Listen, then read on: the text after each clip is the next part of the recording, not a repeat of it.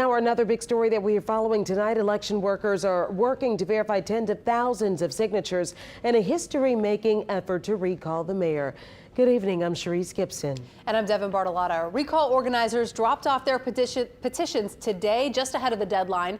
Tonight, we're looking at what happens next. The process could last weeks or even months, and it has the potential to reshape the political landscape here in New Orleans. So Whitney Miller is here now to break down what happens next. Well, the only number right now that we can confirm is the number 10. That is the number of boxes the recall campaign volunteers turned into the city this afternoon, just 1 hour before their deadline. One by one. Why are you rushing? Huh? Why are you rushing? We heard they closing the doors here. Boxes on top of boxes filled with petition sheets made their way into City Hall, carried by volunteers of a recall campaign hoping to remove Mayor Cantrell from office. We can take New Orleans back, we can save New Orleans, we can save our children. And when the last forms were signed, it was time for a celebratory selfie. Teamwork! Yeah. Teamwork! Teamwork! Yeah! Team right there. We got Hugs and dancing fueled by a New Orleans brass band seemingly marking victory. A lot of people didn't believe in us or even want to hear what we had to say.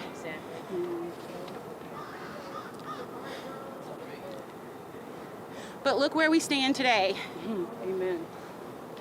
Don't tell me what you can't do when you put your mind to it. Wednesday, the group did not reveal the number of signatures they were able to collect, but said they believe they have more than enough. If they've got 50,000 or more signatures, and the key is if they're all valid, then they've done something historic. So what happens next? We asked eyewitness political analyst Clancy DuBose about the three-step process. Step one, the registrar has 20 business days to validate all the signatures the group gathered. They're going to take every signature and check to make sure that the ward and precinct are correct, that it was dated in time and that it was witnessed properly, and then they're going to see if that signature matches or comes close to matching the signature from the last few elections. Then that validation goes to the governor, who has 15 days to call an election.